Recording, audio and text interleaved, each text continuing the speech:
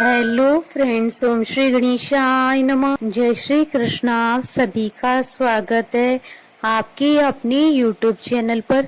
Friends, आज हम आपको इस वीडियो में बताने जा रहे हैं अश्विन मास की कृष्ण पक्ष की इंदिरा एकादशी, जिसे पितृ एकादशी के नाम से भी जाना जाता है, की पौराणिक व्रत कथा के बारे में। फ्रेंड्स, वीडियो शुरू करने से पहले आपसे रिक्वेस्ट है, अगर आप हमारे चैनल पर नए हैं और आपने अभी तक चैनल को सब्सक्राइब नहीं किया है तो प्लीज सब्सक्राइब कीजिएगा चैनल को, साथ ही प्रेस कीजिएगा बेल आइकन को, जिससे नए वीडियो से रिलेटेड नोटिफिकेशन आपको तुरंत प्राप्त हो सके। और वीडियो पसंद आने पर वीडियो को लाइक और शेयर जरूर कीजिएगा, ताकि सभी भक्तों को इस वीडियो का लाभ प्राप्त हो सके। और कमेंट बॉक्स में जय श्री कृष्णा जरूर लिखिएगा। पितृ पक्ष में पड़ने वाली एकादशी इंदिरा एकादशी के नाम से जानी जाती है। इस दिन उपवास रखना काफी फलदायी होता है। इस एकादशी को भगवान श्री हरि विष्णु जी की पूजा आराधना करने के साथ ही इंदिरा एकादशी की कथा सुनने का विशेष महत्व होता है। इस दिन उपवास करने से जो पुण्य प्राप्त होता है उससे मोक्ष की प्राप्ति होती है। अगर उपवास से प्राप्त पुण्य को पितरों को दान कर दिया जाए तो उन्हें भी मोक्ष की प्राप्ति होती है।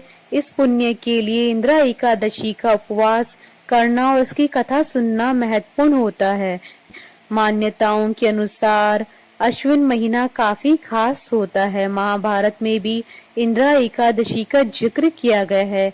मान्यता है कि इस उपवास के बारे में स्वयं भगवान श्री कृष्ण जी ने धर्मराज युधिष्ठिर को बताया था। फ्रेंड्स, अब आइए प्रारंभ करें इंदिरा एकादशी की कथा। धर्मराज युधिष्ठिर कहने लगे कि हे भगवान, अश्विन कृष्ण एकादशी का क्या नाम है, इसकी विधि तथा फल क्या है, सो आप कृपा कर कहिए। भगवान श्री कृष्ण कहने लगे कि इस एकादशी का नाम इंदिरा है। यह एकादशी पापों को नष्ट करने वाली तथा पितरों को अधोगति से मुक्ति देने वाली होती है। हे राजन, ध्यान पूर्वक इसकी कथा सुनो। इसके सुनने मात्र से ही वाजपेयी यज्ञ का फल मिलता है। प्राचीन काल में सतयुग के समय में महिष्मती नाम की एक नगरी में इंद्रसेन नाम का एक प्रतापी राजा धर्म पूर्वक अपनी प्रजा का पालन करते हुए शासन करता था। वह राजा पुत्र पौत्र और धन आदि से संपन्न और विष्णु जी का परम भक्त था। एक दिन जब राजा सुख पूर्वक अपनी सभा में बैठा था तो आकाश मार्ग से महर्षि नारद उतरकर उनकी सभा में आए। राजा उन्हें देखते ही हाथ जोड़कर खड़े हो गए और विधि पूर्वक आसन व अर्घ्य दिया। सुख से बैठकर मुनि ने राजा से पूछा कि हे राजन, आपके सातों अंग कुशल पूर्वक तो हैं, तुम्हारी बुद्धि धर्म में और तुम्हारा मन विष्णु भक्ति में तो रहता है। देवर्षि नारद की ऐसी बातें सुनकर राजा ने कहा, हे महर्षि, आपकी कृपा से मेरे राज्य में सब कुछ कुशल है तथा मेरे यहाँ यज्ञ आदि कर्म सुकृत हो रहे हैं। आप कृपा करके अपने आगमन का कारण कहिए। तब ऋषि कहने लगे कि हे राजन, आप आश्रय देने वाले मेरे वचनों को सुनो। मैं एक समय ब्रह्मलोक से यमलोक को गया। वहाँ श्रद्धा पूर्वक यमराज से पूजित होकर मैंने धर्मशील और सत्यवान धर्मराज की प्रशंसा की। उसी यमराज की सभा में महान ज्ञानी और धर्मात्मा तुम्हारे पिता को एकादशी का व्रत भंग होने के कारण देखा। उन्होंने संदेशा दिया है, सो मैं तुम्हें कहता हूँ। उन्होंने कहा कि पूर्व जन्म में कोई विघ्न हो जाने के कारण मैं यमराज के निकट रह रहा हूँ। सो हे पुत्र, यदि तुम अश्विन कृष्ण इंदिरा एकादशी का व्रत मेरे निमित्त करो तो मुझे स्वर्ग की प्राप्ति होगी। इतना सुनकर राजा कहने लगा कि हे महर्षि, आप इस व्रत की विधि मुझसे कहिए। नारद जी कहने लगे कि अश्विन मास की कृष्ण पक्ष की दशमी तिथि के दिन प्रातः काल श्रद्धा पूर्वक स्नान आदि से निवृत्त होकर पुनः दोपहर को नदी आदि में जाकर स्नान करें। फिर श्रद्धा भाव से पितरों का श्राद्ध करें और एक बार भोजन करे। प्रातः काल होने पर एकादशी के दिन दांतोन आदि करके स्नान करे। फिर व्रत के नियमों को भक्ति पूर्वक ग्रहण करता हुआ प्रतिज्ञा करे कि मैं आज संपूर्ण भोगों का त्याग कर निराहार एकादशी का व्रत करूंगा।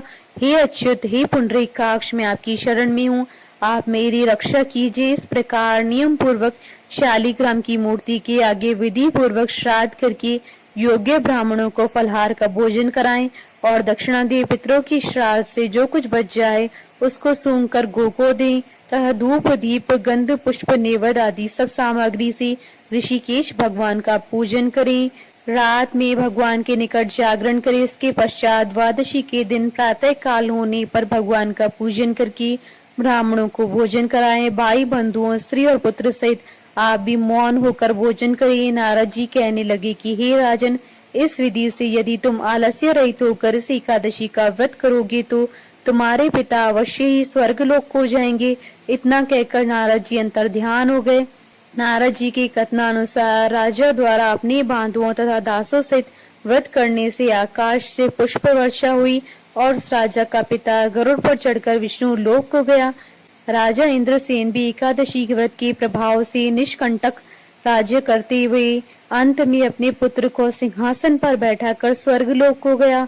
हे युधिष्ठिर, यह इंद्रा एकादशी के व्रत का महात्म मैंने तुमसे कहा। इसके पढ़ने और सुनने से मनुष्य सब पापों से छूट जाते हैं और सब प्रकार के भोगों को भोगकर वैकुंठ को प्राप्त करते हैं। बोलिए भगवान विष्णु जी की जय, सनातन धर्म की जय। हमारे साथ इस वीडियो में अंत तक बने रहने के लिए आपका धन्यवाद। ओम श्री गणेशाय नमः। जय श्री कृष्ण।